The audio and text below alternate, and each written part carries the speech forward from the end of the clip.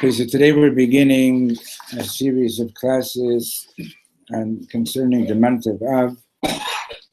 We're still in Tammuz, Baruch Hashem, but Tammuz is already related. And if you look on page 171, it says on the bottom here that, ala kesher shebeneinu lebein avinu shebashamayim laor hachurban. This is the secret that we're learning from. And it's about what is our connection with Hashem after Churban Beit HaMikdash, after the Beit HaMikdash was destroyed.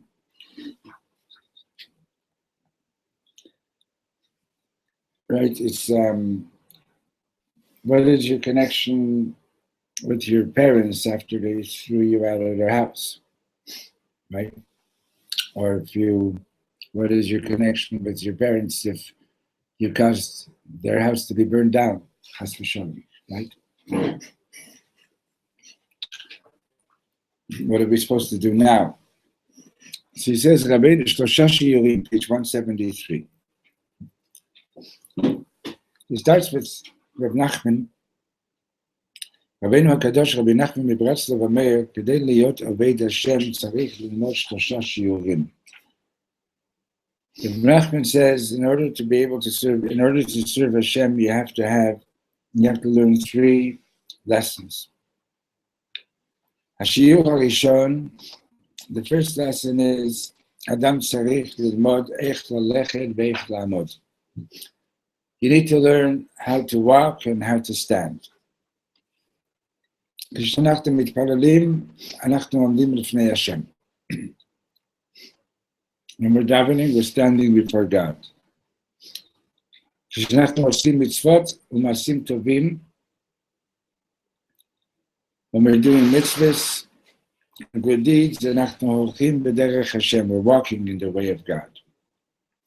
רק מי שיודע איך לעמוד, יודע איך ללכת, רק מי שיודע איך ללכת, יודע איך לעמוד. Now, these are 2 different aspects. In other words, standing in one place and walking, right? You need to know how to do both. If you don't know how to stand in one place, you don't know how to walk. If you don't know how to walk, you don't know how to stand. Anything you want to say about that, Maria? Yeah. No? Are you guys in the same school, by the way? No? But you're both studying nursing, right? No? Oh, you're chinuch, you're doing adult education. Metaphorically, or are we talking mamish? Well, we're talking both. In other words, when you're standing, what are you doing? You're basically you're not doing anything. You're really just there to receive. And walking is you're going around and doing things, right? It also makes sense in the way of, like, if you think about a baby, like the thing that throws me off is that threw me off the first is the lalechet yodea la'amod. So if you're standing, you're walking, sababa. But then I'm thinking about it, and like a child when he's first starting to learn how to stand, they pick themselves up and they walk along things. Right. They use something to hold them and ground them down. So it actually makes perfect sense now with the whole. We do the mitzvot and masim tovim, that's the grounding and the holding you in place in order to be able to stand and pray correctly. And perceive, And yes. perceive. But at the same time, if you can't just, at the end of the day, if you don't know how to stand, you'll never be able to walk without the assistance of something. And Mr. Adult Education, what do you want to say about this? I mean, it's the same thing as just later in life when your parents throw you out of the house or you move out of your house. Your parents are the things that are grounding you. Maybe it's financially, maybe it's not financially, but they're giving you a place to live. Those are like the things physically grounding you, and then you have to learn to do it by yourself. True. Now, just think about it for a second. Anybody here a tightrope walker? What? Anybody here walk on tightropes? No, but you can find them. I've tried. איך אומרים את זה בעברית? tightrope walker. No, but not for a lecture. חבר'ה בטוח. I mean, in Seattle, not everybody does that. Haven't even tried. Okay, imagine, use your imagination. Imagine you're walking on a tightrope, and which is harder, to walk or to stand on the tightrope? Stand. From my experience, the standing is when it's harder to keep. Standing in one place is harder. Because you can use your mental. You guys finished to see him? Huh? What's this? It's, we finished. This is wine. Yes. L'chaim. Is that what you people do next door? They made us see him on a long perik. They just finished a long perik in Psachim. Mazel tov, mazel tov. Thank you. So imagine you're walking on a tightrope, right? You can't really stand very long in one place, right? I don't know how long. I mean, maybe I'm sure that some people maybe possibly can, but but like, you know, if you've ever watched people walking along a tightrope, right? They don't. Some can just keep walking, right? But even those who are really good, you know, at some point you see that they have to sort of rebalance themselves, right? Now they use a stick and this and that, whatever, doesn't matter. That's not the issue about exactly how it's done. But the standing is a moment of balancing yourself and gaining your focus, right? And the walking is, okay, now I'm doing it, right? But then as you're walking along, you make a little move that's not bidiyuk, right? So what do you have to do right away? You have to stop, sort of like, you know, stop and balance yourself again, right? And then you continue again. You walk and you balance. You walk and you walk and you stop and you regain your balance, right? In other words, if you are just going to do mitzvot and masim tovim all day and you don't stop for tefillah, you're going to get off. You're going to go off, right? On the other hand, if you're just going to stand in one place and do tefillah, and you're not doing any walking, you're not doing any mitzvot and masim tovim, so you're not doing what you're here to do. It's the same concept as like stopping to smell the flowers. Yeah. Like sometimes you just gotta, you gotta stop to appreciate, at the time of prayer, you're able to really like look and appreciate all the different things and take in. I find that like always when like I'm praying, like all of a sudden I think about a whole bunch of different things. Like right. The different things that you read make you think about. No, but it also rises. Like different things you read and it makes you think about, wow, like this is really something that like I feel like there's a problem with, or like one day I remember having an experience where someone walked up to me and spoke about my way that I dressed. And after that, I was going to the kotel and like I was praying and I like read a part about like sinat chinam or like different things, and I was just like, it really struck me at that moment because of the judgment. Like, Mm. I was being great. So it makes you also like be able to reflect on things. If you don't stop for a minute, you can't also reflect. Right. You miss things. You have to stop every so often. So, Also, I think maybe like, I say, I wanted to say that when you're walking, or like the examples where someone's saying doing, you're talking about something to me, right? Like Spia, you are giving your influence on the world. And when you're standing before Hashem, you're receiving Hashem's light. So you need to know how to be a mekabel of the light of Hashem. And you need to know also how to share it, how to give it. That's right. And if you can't receive, you can't give. If you can't give, you can't receive either. Okay? So that's the first lesson. You got to know how to walk. You got to know how to stand. You got to know how to be active. You got to know how to stop and receive. Right? Okay. Hashiyuch Hasheni, the second lesson in Avodat Hashem from Reb Nachman. Adam tzarich lelmod eich lipol ve'eich lakum. Person has to know how to fall and how to get up. זה קצת קשה. איך ליפול ואיך לקום קשה מאוד. Falling and getting back up, that's a difficult lesson, right? Now remember, okay, I'll tell you that in a minute. אם אתה נופל אבל אתה מלא שמחה, if you fall but you're full of joy, מה קורה? So what happens then? Hashem מלמד אותך איך לקום. So God will teach you how to get back up. לכן, גם כשאתה נופל, so therefore, even when you fall, אתה צריך להיות מלא שמחה, you have to be full of joy. אמור, say the following, ריבונו של עולם, Master of the world, אני יודע שאתה רוצה ללמד אותי משהו. I know that you're trying to teach me something. למד, אתה אומר לי, you're telling me, למד איך ליפול, you're telling me, learn how to fall. למד איך לקום, learn how to get up.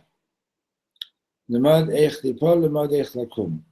In other words, when a person finds himself falling, so he's saying, so say, Rebbeinu Shalom, I guess right now you decided that you need to teach me how to fall and how to get up, right?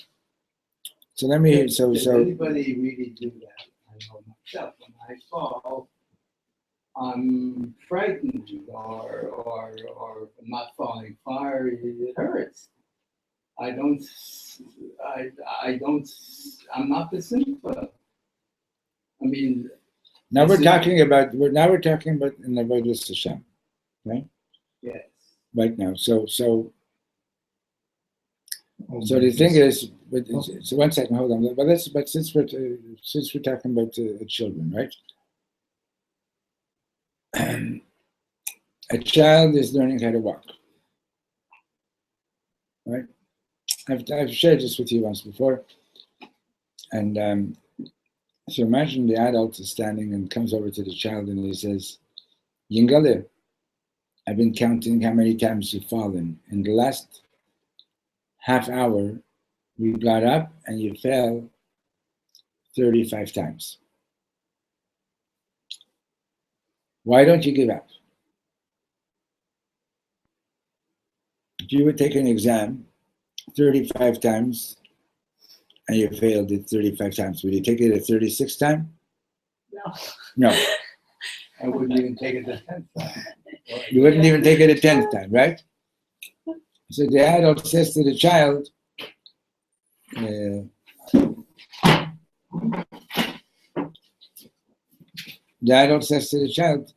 you've fallen 35 times in a half an hour. Why don't you give up? And the kid looks at the adult and he says, is it a guaranteed thing that when I'm going to be an adult, I'm also going to be stupid like you? Right? Well, that's all we're looking You hear at. that? Esther, Esther. Esther, but you have another name too? Chaya. Esther Chaya. There's a Chaya Esther too. Esther. So, right? So what happens to us when we're adults is we become a little bit foolish, right? We think that, oh, I fell again, right? So Nachman is saying, if you're not going to be b'simcha, you're not going to get up again, right? So the child, why is the child getting up again? Because the child is b'simcha. Wow, I took a step. Oh yeah, I fell, but I took a step. Let's do it again. Right? Next time I'll take two. Right? So the child is b'simcha and keeps going, right? But if you don't have that simcha, and so let's say okay, so for 25 years, Chaim Yankel is talking Lashon Hara. He decides to do tshuva, and he's not going to speak Lashon Hara anymore. And guess what happens? An hour after he makes a decision, he speaks Lashon Hara again. So he decides, okay, I'm going to try again. Right? He fell from his commitment. He's going to try again. So he tries again, an hour later, he falls again. Right? So if you listen to the Yetzer Hara comes and says, listen, Chaim Yankel, you have a lifetime contract with me. You're my customer for life. Just enjoy the Lashon Hara, right? You're never going to get away from me. You're always going to keep on going back to doing this, right? But if Chaim Yankel is going to say, you're teaching me how to fall and how to get up, and I'm so happy every time I'm able to. I'm so happy every time. So he knows how to come in. I'm so happy every time. I'm so happy every time that I get up. I fell, but I'm getting up again. I fell, but I'm getting up again. Did he get in? Maybe I think he's in. Yeah. Micha L'chaim. Mazel Tov. Yeah? Yeah. What's the name of that one? Malcolm Shinagu. Oh, very nice. Yeah. Great. L'chaim. Kol Well, I think it comes from the same process. Look at it like. One second, let me just finish this for a second because so I think I'm finished, but I just want to make sure. Okay? So it's like what do you call it? Like somebody's gasping for air, right? And they catch a breath, and then they're gasping again, and then they catch a breath again, right? So they're not going to say, oh, but since I'm gasping again, I'm not even going to bother trying to catch a breath again, right? You can catch your breath, like you can say L'chaim again, say L'chaim. You can do another little mitzvah, Stop judging yourself. Stop being the judge like the Yetzer Hara wants you to be and say the show's over. You got to know how to fall and how to get up. Now, what did you want to say?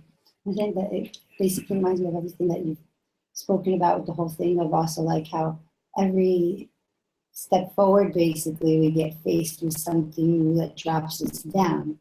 It's a loss of every time that you're moving, you're giving up stability. Right. So it's like the test of, it's like that same test of, okay, so I went one step forward and now I'm at this place. So now I fell again. So am I going to focus on the part, oh, I fell, or never, or am I going to say, well, okay, Baruch Hashem, I got to this place. Okay, maybe I have to look back for a second, but yeah, that's right. Absolutely. And now, the emphasis that when you fall, it's also Hashem communicating with you, right? In other words, it's not like yeah, I'm responsible for my falling, but I'm really more responsible for is like you were just saying, Maria, what can I learn from this fall so that I should improve, so that the next one shouldn't happen 10 seconds later? What happens if it's someone who's very disabled, like with Parkinson's disease, or something like that, and he's not able to get up again by himself? It's helping also. I don't understand. This applies to everybody at whatever level of life they're at. Sometimes you need assistance in it. Yeah. It's no harm in asking for assistance. You can Maybe that person, that's thank right. God that you have the person in your life to assist you. You know, like it all depends about perspective at the end of the day. I mean, I can't count the amount of times on my clutch so that I walked in the middle of the street and slipped and fell for no reason. And instead of, I could have sit there and be like, wow, okay, I just slipped, I fell, I hurt myself. Usually I find myself cracking up on the floor and then eventually getting out, whether if I need someone's help or not. But if I needed someone's help, I said, oh, Baruch Hashem, this person was there, exactly there to help me when I needed it. So the Sometimes way you one need falls, Yeah. So the way one would fall would be with the notion of getting up again. Was getting up again, and also like, you know, like sort of reflecting on what else do I need to do to prevent the next fall, or to make it, you know what I mean?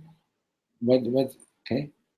So I was going to tell you the story with Reb Mendel Futterfass. I've told you the story in the past. With who? Reb Mendel Futterfass. Futterfass. He was a chassid of the Frierdiker Rebbe, the Lubavitcher, the last Rebbe. And he was in Siberia 3 times. For, you know, the Lubavitchers were often sent to Siberia if they were lucky, instead of being shot, because for their underground activities of keeping Judaism alive, you know, in the Soviet Union.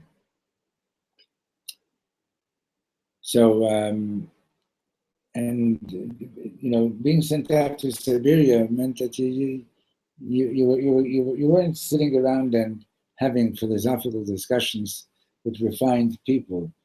It was a crowd of the lowest murderers, gangsters, etc. Happens to be that he shared a cell with a convicted murderer, but this guy liked Reb Mendel, and he actually made sure that when Reb Mendel was davening, nobody would bother him. Like, you know, the other prisoners were like, you know, like they were very anti-Semitic and everything, but he's mamish, and nobody messed with him because they knew that it doesn't take him long to kill somebody, you know. Anyway, so one night they had a talent show for the prisoners. You know, you got to keep the prisoners entertained a little bit too. So, so this murderer, his talent was that he was a tightrope walker. And he walks along the rope, and at some point he jumped, did a 360, lands back on his feet on the rope, and continued the rest of the way. So later at night he says to Reb Mendel, he says, do you know how I do that? And Reb Mendel says, yeah, I know. Oh, somebody wants to come in.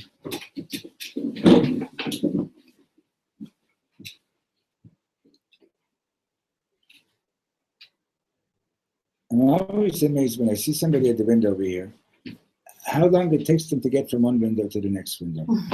It always doesn't make sense to me, but I don't mean particularly in Bichlal. Like, I'm sitting over here and I see somebody at this window, and I think that like 2 seconds later I should see them at the next window already, but they're not there yet. Okay, so Rebecca, so his cellmate, this convict says to him, so do you know how I do that? Rebecca Futterfass was, and he was cellmates with a murderer. And this murderer, they had a talent show, and he was a tightrope walker. He was walking along the tightrope, jumps up, does a 360, continues going. So he asks Rebecca, do you know how I do that? He says, yes. He says, how? It says you never take your eyes off your goal. You always are looking at where you're heading. Okay? So he says, that's right, but how did you know? So he says, what do you think I have to do all the time? Right? What do you think a Jew has to do all the time? You don't take your eyes off the goal, where we're going, right? So if you know you have a goal, so I fell, but you still have to go. Get up, go, get up, go, get up, go, right? That's the avoidance. So that's the second lesson, right? So again, the first lesson is you got to know how to walk and you got to know how to stand. You got to know how to stand. You got to know how to walk. Second lesson is that you like got to know how to fall and how to get up. How to fall and get up. Shiur Shlishi, the third lesson is Ma ata oseh k'shata nofel. What do you do when you've fallen? ואתה כל כך שבור, and you're so broken, עד שאינך יכול לקום. You're so broken that you can't get up, God forbid. מה אתה עושה כשאתה לא שבור אלא הרוס? What do you do when you're not just broken, but when you're הרוס? You know what harus means? How do you say harus in English? Destroyed. מה אתה עושה כשאתה נופל ואף אחד לא מחזיק לך את היד? What do you do when you fall and nobody gives you a hand? We're on 173. At the bottom. מה אתה עושה כשאתה נופל ואף אחד לא עוזר לך לקום? What do you do when nobody gives you a hand to get up again?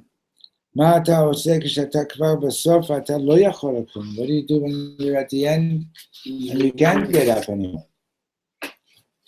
Says Reb Nachman, בינתיים, in the meantime, המשך page 174, המשך לשיר, keep on singing. בינתיים, המשך לרקוד, keep on dancing. בינתיים, in the meantime, המשך ללכת, keep on walking. בינתיים, המשך לעמוד, keep on standing. In the meantime, המשך לאהוב, keep on loving. בינתיים, המשך לקוות, keep on hoping. עד שפתאום תשים לב, until suddenly you will realize, until suddenly it'll get to you that what? מעולם לא נפלתי. I never really fell. It's a wonderful way to live life. Excellent. I'm making this personal. I couldn't do this. And what if I tell you that Reb Nachman thinks you could? Go to Uman and you want to argue with him? Oh, good. Hey, talk.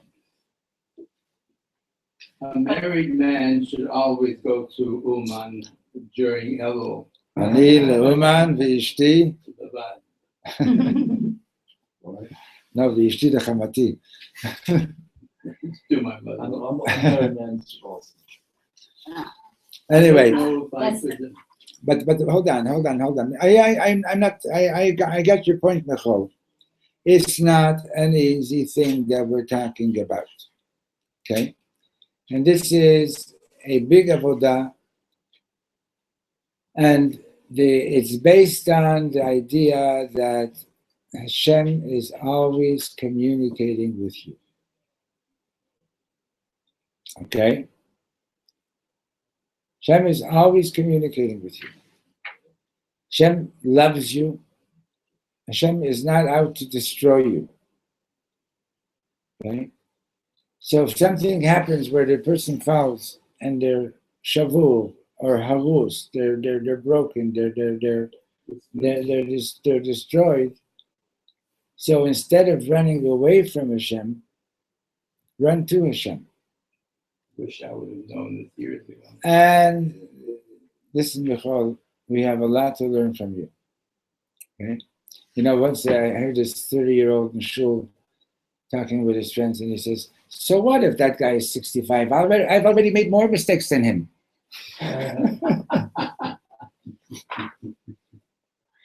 Nothing to be proud of. Why not? Anyway, the point is that B'shas Maaseh, while the person is in a state of brokenness and feels destroyed and so on. If he doesn't give up and he keeps on trying and so on, eventually he's going to realize that he never really fell. It was just part of the process of Hashem bringing him up higher. Michal, in Toronto, in the 50s, they had yo-yos. Yes. You had one too? I had yo-yo. You played yo-yos? Yes. How do you get the yo-yo to go back up? You throw it down, Throw it down. right? So you can jump back up. And if you want to throw a ball high in the air, how do you do it? You start by picking up your hand and throwing the ball from up there. No. Now you put it down, and then the lower you put it, the higher the ball is going to go, right? Right? That's the way it is. Sometimes Hashem wants to pick us up, but in order to pick us up, he has to first put us down a little bit. And then when we're down, we have to know, okay, Hashem, you obviously want to pick me up. And you have to keep on davening and say, what's this about? What are you trying to teach me? What did I do that I need to fix? Okay? What do I need to fix? And then when you find out and when you fix it, you realize, Gewalt, I guess this was the only way that I was going to learn this lesson. Thank you, Hashem. When one is in that position, that they fell, and they're broken,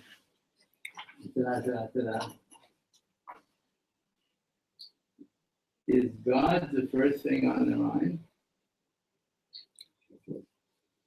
Where they're broken. If you train yourself, if what? If Hashem is not in their mind, why are they broken? They're broken because they're far from Hashem. The question, the point is that you have to train yourself to be that way. You're right. You know, because the education we got in school doesn't teach us that. That's for sure. Right? And something goes wrong. What do the teacher say? You deserved it. Right? How often did I hear that? I don't know. I lost count. Okay. What do you mean you lost count? I lost count. Okay. Okay. So right, like in other words, the education is not like, oh, something went wrong, let's see how to make it better. The education is like, see, this happened to you because you're no good. And the Messiah says that no, this happened because I need to fix something. Hashem is communicating with me. Eich nafalta. How did you fall? כשהאחד יחיד ומיוחד מחזיק אותך חזק חזק. How could you even think that you fell when the one, the singular one, the unique one, is constantly holding you tight? אתה לא יודע שהשם איתך כל הזמן? Don't you know that God is with you all the time? השם איתך כל הזמן, כשהולכים, כשעומדים וכשנופלים, God is with you all the time. When you're walking, when you're standing, when you fall, God is with you all the time. Interesting. I have like two things. Well, there's one thing and then there's a different thing that's different. Go ahead. So the first thing is like, in a way, like trying to like think about it. I mean, I'm not a parent, but from what I've understood from parents. When you get graduation. No, I'm saying when your child falls or different things, what's one of the things that you always tell them, right? When they have when they're having a difficulty, when something's wrong, is I'm always here for you. Don't forget, I'm always here for you. I'm always here to support you. And that's what a lot of times will give the people the strength, because they know that they always have someone that loves them and that they can fall back on even when times are hard. And that gives them the ability to move forward and move on and get up again and keep moving. And sometimes they have to turn to you, or sometimes just the knowledge that they're not alone in the world gives them that ability. So the same thing with Hashem, we're his children. So we know that when we fall, we just have to remember that no matter what, we always have someone that's watching over us and protecting us and there and has our best interest at heart. And that is what gives us the strength. So sometimes we need the physical aspect of Hashem picking us back up. But sometimes just the knowledge that he's there is telling us, all right, yeah, like I can do it. Beautiful, beautiful. Yeah. The other thing is that I was kind of going over this, and I realized that in a way it's like the process of our yearly cycle with all of the chagim and different stuff. Like, say, you have to know how to stand and how to walk and how to walk and how to stand.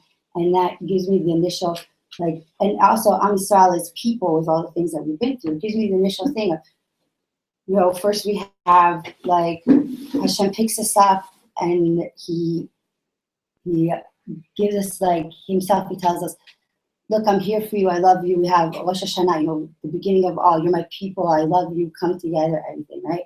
And then we have a slight, if you call it a fall, but it's also an up at the same time.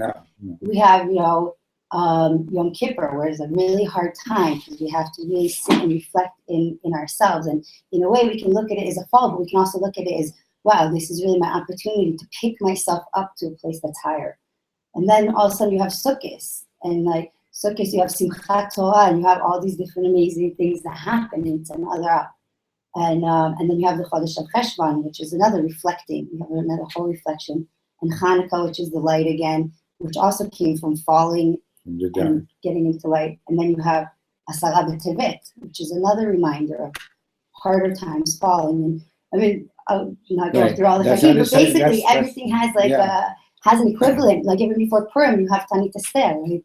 All these different things. And like if you look in the Tanakh, like, so Avram had to get up and he had to walk, and then he had to go and show himself and learn how to stand in front of God. Right. And then we had our downfall with Mitzrayim and all that stuff. But then we came out, and also we became the Jewish people. Right. And we had our Chet Egel Bros, and we came up, and we got this. Very nice, very nice. And like all this connects. That's the point. Like, how do you get up? That's the point. What do point. you do when you fall? Like, how did the Lubavitch? I would have known when I was in my 30s. That's when it all started. Yeah. Well, see, Hashem is a perfect curriculum designer, and he's there to teach you what you need to teach at the right time. What he needs to teach you at the right time. Yes, I wish I would have. How do you know that you would have listened then? What? In any case, I wouldn't have. So the like you know how you know all of us, all the Eden who are here today, are descendants of the Eden who had the Mesiras Nefesh not to give up. Mm-hmm. That's true. We're not the descendants of the ones who assimilated. We're the descendants of the ones who had the Mesiras Nefesh not to give up. Mm-hmm. Right? Now, you know, like we have one picture of my father from after the war. It's like, it looks like a skeleton draped in skin. Okay? You know, Baruch Hashem, he didn't give up. Understand? So that's the thing about Jews. We don't give up. Okay? And we have to take that lesson to our individual lives. Also, in terms of Avodat Hashem, I don't give up. Yeah. There's dangerous here.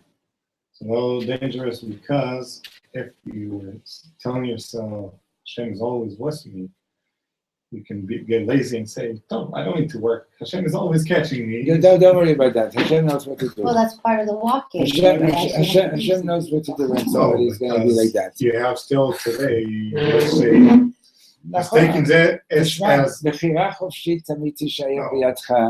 אתה מבין?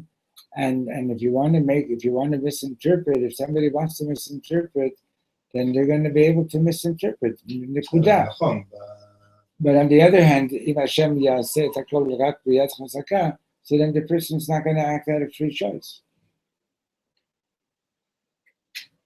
Uh-huh. So, If if my mother would have taken me every day by my ear and taken me to school, I would have gotten to school. At least my ear would have gotten there anyway. You understand? But you understand? But then again, then it wouldn't be that I went to school.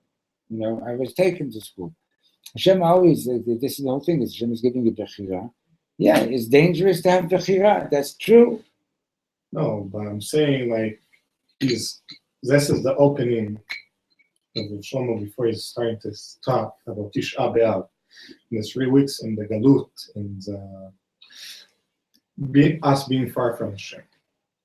And what I'm saying is if you can want to stay in Galus and you can say in davening with Techazena Enenu and not to really mean it because you're a rabbi of a community in the States, you're getting a good salary and it's good. Okay, so I'm doing my commitment and praying 3 times a day, but I'm not really meaning it.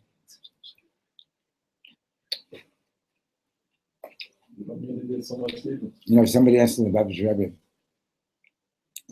how come you're not coming to Eretz Yisrael? The Babish Rebbe said, you think I'm not davening to go to Eretz Yisrael every day? So be careful. You're not going to say that somebody who's saying 3 times a day,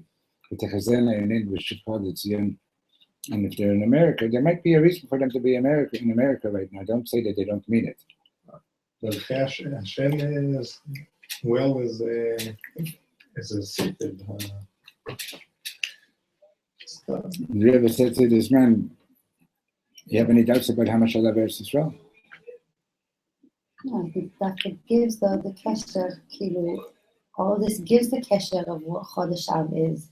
Because Chodesh Av is the epitome of falling. It was one of the biggest downfalls that we had as a people.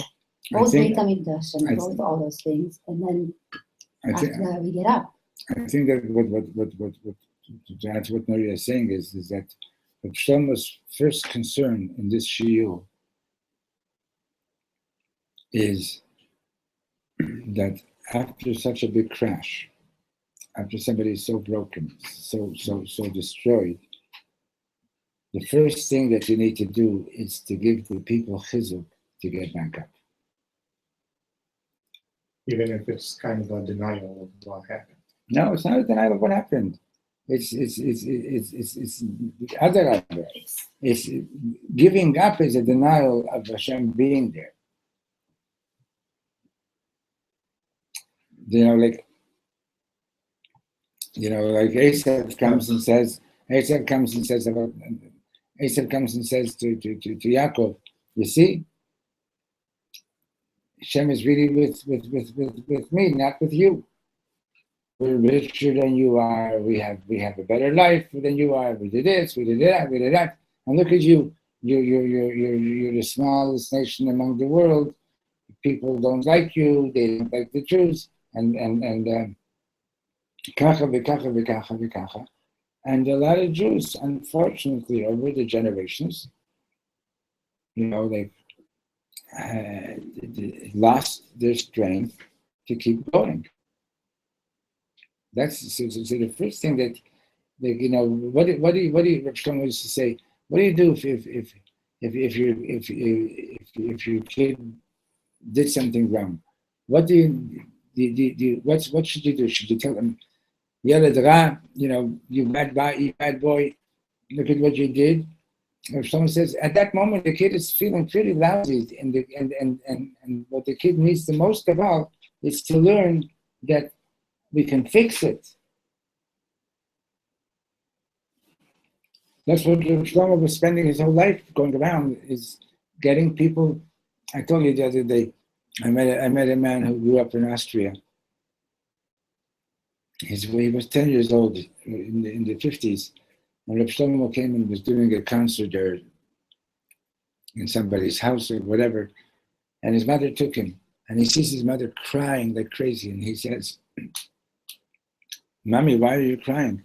And she says, maybe you're too young to understand, but we have not sung since the Holocaust. Okay. And people didn't think that they could even sing anymore. You understand? That's the point over here. It's So a the point danger. is not to forget you fell. What I'm saying is that אנחנו לא מתווכחים. no. It's not like, this point is the right point and this point is the right point. We're not arguing. יש בן אדם שצריך לשמוע בדיוק מה שאתה אומר, okay? אבל it's not like this is the only right point. It's not. This is a correct point. This is a correct point, and this is a correct point. תלוי למי אתה מדבר. No, but to say you never fall, you never fell. Only after you fell and after you realize that Hashem is close with you, then you realize that you never really fell. That's what he's saying. Going forward. No, you fell, but Hashem wasn't with you even when you fell. It's not you didn't fail. Didn't fail. You fell. You understand? You fell. That's true. You fell, and because of that, you had to come closer to Hashem to get up. And then you realize that in the end, that the falling really wasn't a fall. It would only have been a fall if you stay there. That's the point. You understand?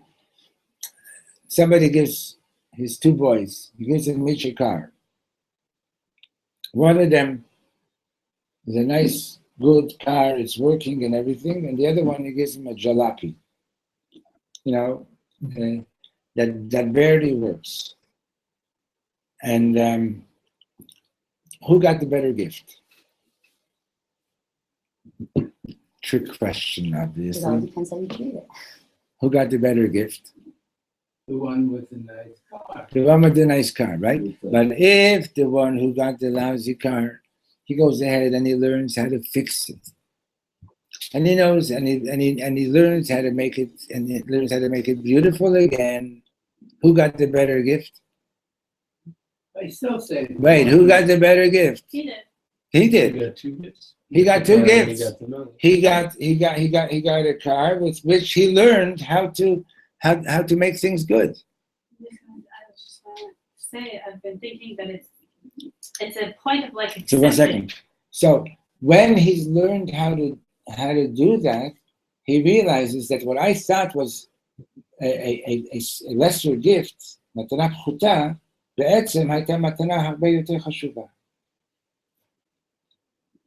Yeah. I was just going to say that, like, I think it's a matter of like accepting like where you are, where you're holding, and like. Very important point that you're making, Esther. That, like, what you're saying is that you have to have, first of all, you have to have humility. Right. That's what you're saying. You have to have humility to accept that it's not going the way I thought it was going to go. But if you have that humility, you're going to have what to learn. Right, exactly. And then the next step after that is how resilient you are. And the more resilient you are, the quicker you'll be back up on your feet. Right. And if it's a bigger mashber every single time, then it might take, the process of resilience is going to take longer each time. Right. It just depends. That's why when the guy in Austria, it took, maybe 10 years, maybe more for them to get back singing after the Holocaust, because it was a bigger thing than just, I'm stopping for no. We're not. Of course, we're not. You can't really compare, because it's also dependent on the person. That's right. Exactly. This is a very individual thing. Yeah. I see another problem. And that is that person falls, gets up. I've been through this before. I can think that this is, what you said, how there's a process. We fall, but then we get up, we fall, we get up. You can look at it the way it seems to look in Kohelet, Ecclesiastes. Yeah. That there's nothing new under the sun. It's just a process. That what difference does it make? We're going to get up, so we'll fall again. We'll get up, we'll fall again. We'll get up. So what's the point? Wait a second. And that's where I think the point that you told me from the guy from Siberia, Mendel Futterfass. You know where you're going. If you know where you're going, then then even though you're full, it seems like it's just an unending cycle. But this is all But part you're of the making- process. you're It making really movement. is. We really are going somewhere. And it's not just an unending cycle, which is. But there's Yeah. some religions that say it's just a reincarnation of the same thing. There's nothing new. Right. Correct. First of all, also you also have your journey is your destination at the end of the way. So it's a question of, again, perspective of, yes, you can look forward and all that stuff, but I think also that's the main thing of saying, like, you never fall, because the journey is your destination. When you're doing it, it brings you to that next destination, the next destination, the next Right. destination. So long as you keep moving. It's really just skipping stones along the way. That if you have a belief that there really is an end goal, that helps Yeah, you, even if you know that you're going to die. Because Without it, everyone's going to die. You can say, so what's the, I keep going, but once I stop going and I died, and what's the point? I'm going to die, so what's the point? You can say that. That could be so I think that just to say, as long as I keep going, is not You enough. might as well live a The fulfilling journey, life on the journey way. is the destination for the individual while he's alive, but it's not the only thing, I think. okay. So one should look at one's situation with a name Mashiach. Yes. Yes. Yes. That's what it is. That's what it is. Things are not always Right. So what we learned the last couple of weeks is connected to what we're learning now. Very nice. I didn't know this when I was younger. I know it now. You are younger now. I don't want to get younger. I want to get older. Get old. What's it? Hey, The simcha. Yidras Hashem b'simcha, Yidras Hashem b'simcha, Yidras Hashem b'simcha,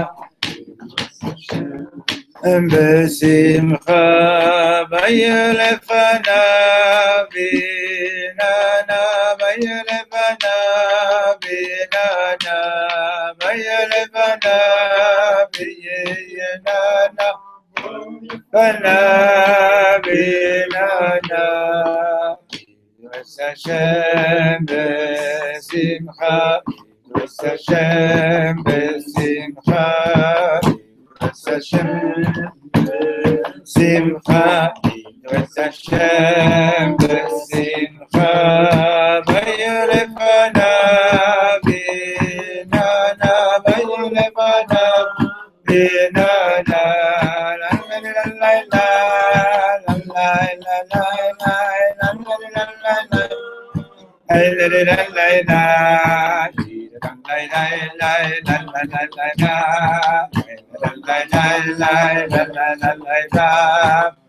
la la la la la la la la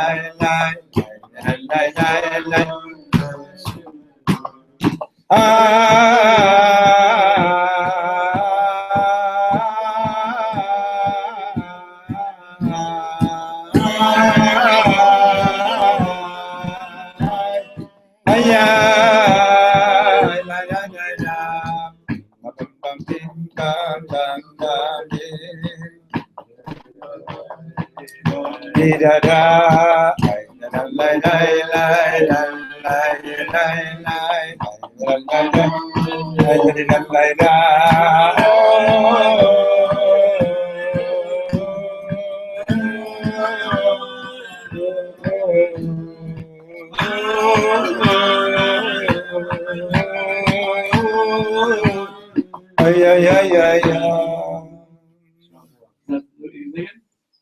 That niggun is called Route 89. Roots Well, that's 89. Roots 89. Route 89. That's an old road.